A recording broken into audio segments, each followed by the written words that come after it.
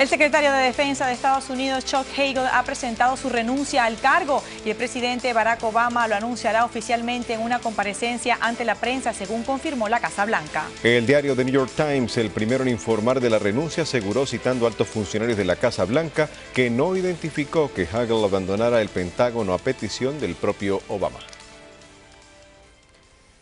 Un trágico accidente deja a un niño en un hospital de Miami. Leonardo Anoceto con los detalles.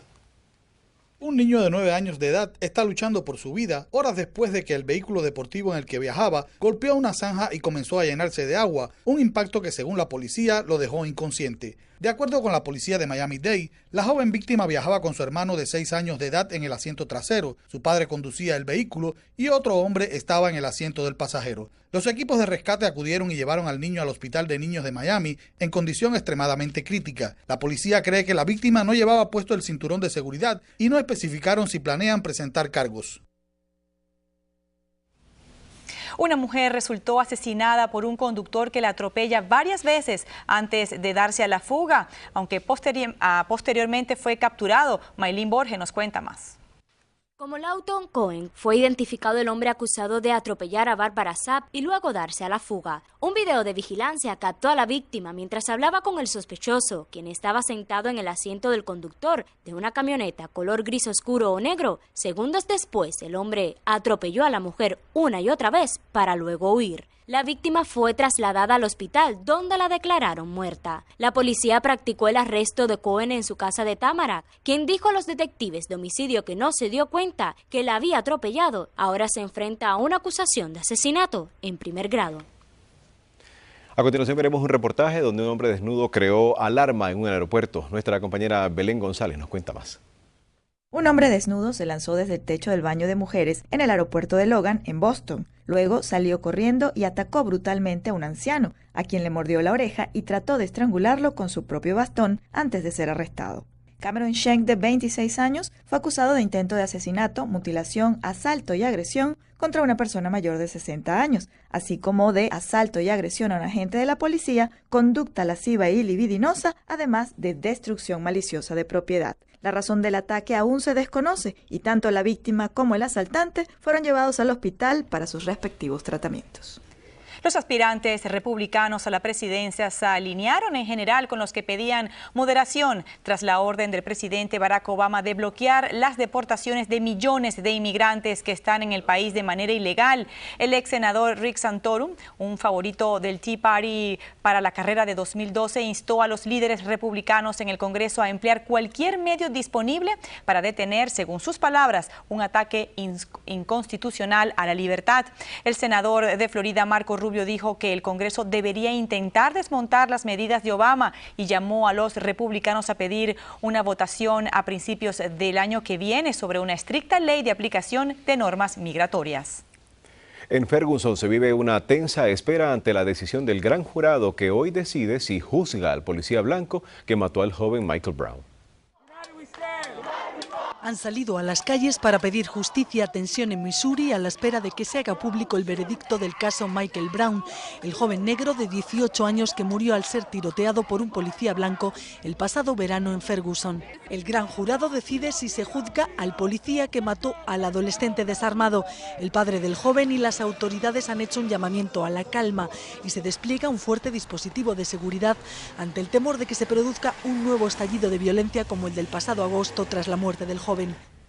Y un niño de 12 años de edad murió en la ciudad de Cleveland luego de que la policía abriera fuego contra él por no obedecer a la orden de levantar las manos mientras manipulaba un arma de fuego que resultó ser una réplica de juguete en el patio del recreo de su escuela. Al parecer, el niño no hizo ningún tipo de amenaza verbal ni apuntó la pistola hacia los oficiales. El incidente se produce días antes de que el gran jurado decida si se debe acusar a un oficial de policía por la muerte de un adolescente afroamericano desarmado. Tras la tormenta de nieve en Buffalo, Nueva York, llega la amenaza de inundaciones. Escuchemos. Los vecinos de Buffalo, en el estado de Nueva York, se enfrentan ahora a una nueva amenaza. Tras el temporal de nieve, llegan las inundaciones. Casi 2 metros de nieve acumulada en muchos puntos de la ciudad que ha comenzado a derretirse. Pala en mano, los vecinos retiran la nieve acumulada, mientras la Guardia Nacional limpia las alcantarillas para que el agua no se acumule en las calles y evitar que se inunden sótanos y garajes. Pero la gran preocupación es el desbordamiento de los arroyos. Por si acaso, las autoridades han puesto en marcha un plan de evacuación y han habilitado decenas de albergues en colegios y universidades.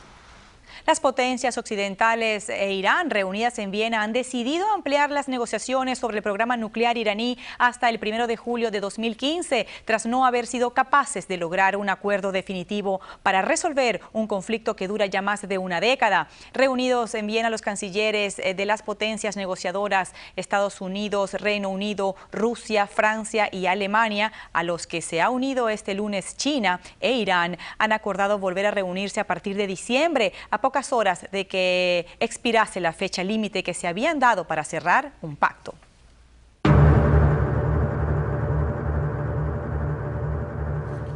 Estados Unidos mantendrá su despliegue militar en Polonia y en las 3 repúblicas del mar Báltico, a menos o hasta el año 2015, por las tensiones con Rusia debido a Ucrania. La decisión de Washington fue anunciada por el comandante general del ejército estadounidense en Europa, quien aseguró que habrá fuerzas en esos 4 países tanto tiempo como sea necesario para disuadir una agresión rusa y dar garantías a los aliados. Altos funcionarios rusos han alertado sobre el peligro de la expansión de la OTAN y la transformación del Báltico en zona de confrontación militar.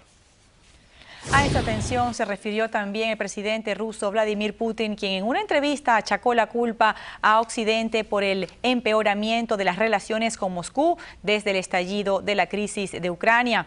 El gobierno ruso no permitirá que aíslen al país, esta vez con otra cortina de hierro, advirtió el mandatario, y añadió que las sanciones en combinación con la depreciación del rublo y la baja en los precios del petróleo no supondrán una catástrofe para la economía rusa. Entendemos la fatalidad que es para nosotros una cortina de hierro, dijo Putin, y pronosticó que no irán por este camino en ningún caso y nadie levantará un muro alrededor de su país. Eso, subrayó, es imposible.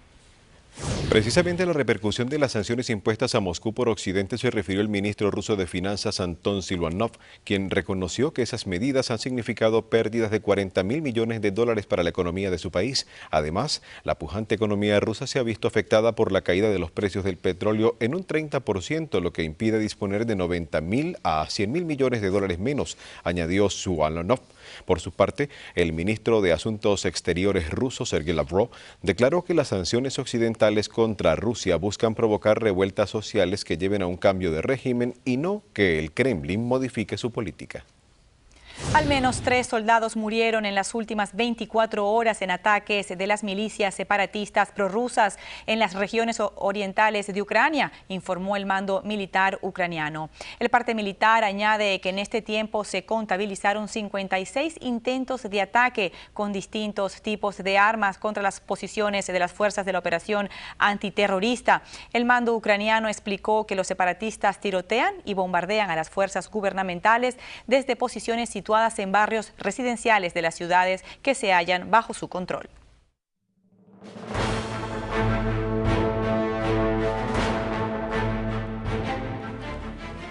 El grupo islamista de Jalaluddin Haqqani, aliado de los talibanes, fue el autor del atentado que causó la muerte de 57 personas en una cancha de voleibol de Afganistán, afirmaron los servicios de inteligencia de ese país.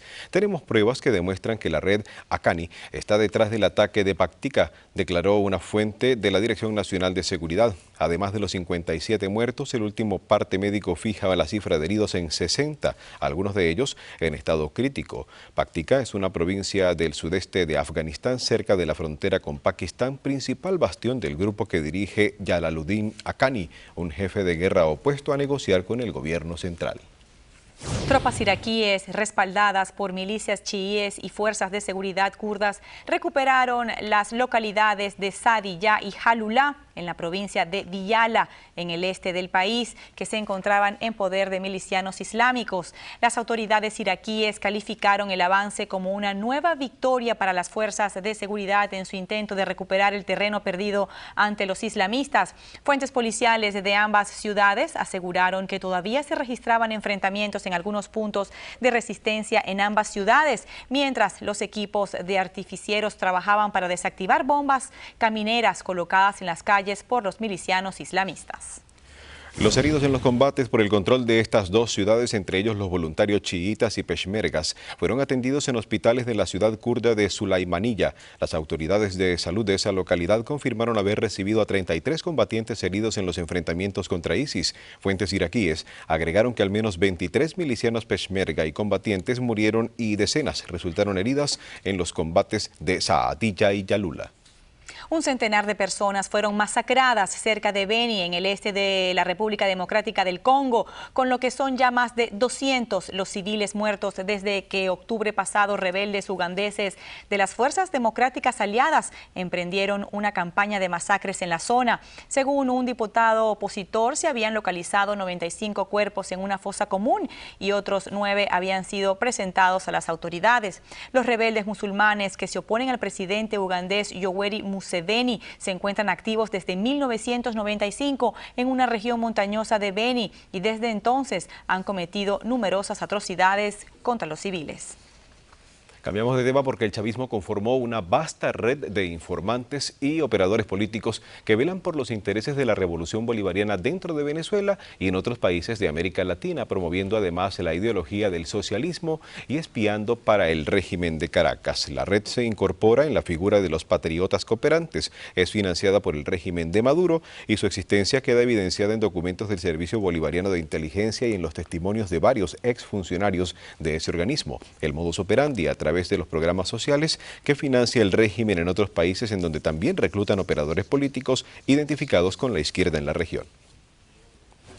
En una protesta de familiares y amigos terminó el funeral del joven cubano de 18 años, Darío Andino, que se suicidó en una prisión militar de la isla tras ser interceptado en alta mar por guardacostas estadounidenses y devuelto a su país. Los padres de Andino acusaron a las autoridades cubanas de violar los acuerdos migratorios pactados con el gobierno de Estados Unidos, por lo que solicitarán ante la Oficina de Intereses de Washington en La Habana que se investigue la encarcelación de su hijo y se haga justicia. La protesta tuvo lugar cuando la familia del joven trasladó el féretro en hombros desde la residencia donde fue velado hasta la sede de la delegación provincial del Ministerio del Interior. Esta tarde a las 3, la estelar presentadora Cristina Saralegui estará en consulta con el doctor Misael, una exclusiva de Mira TV. Y el próximo jueves, con motivo del Día de Acción de Gracias, Mira TV los invita a disfrutar de una programación especial con varios estrenos cinematográficos, entre los que destaca la cinta Frost. Y al volver de la pausa en Noticias 18, un equipo de forenses trabaja en la investigación de los cadáveres de los soldados argentinos enterrados en las Islas Malvinas. De la sufrida victoria del Heat ante Charlotte, que permitió cortar una racha de 3 derrotas y mucho más, nos estará hablando nuestro colega Broderick Serpa. Ya regresamos.